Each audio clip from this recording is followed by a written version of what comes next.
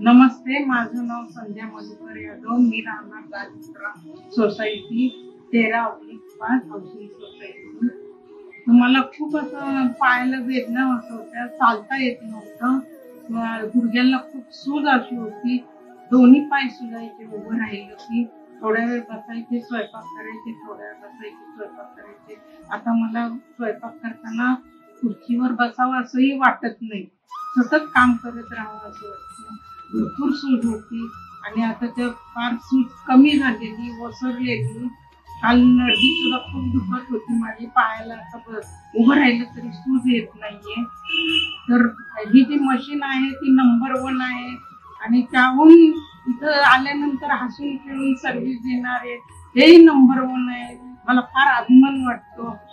बघू, मी विचार करेन की मशीन घ्यायची का नाही.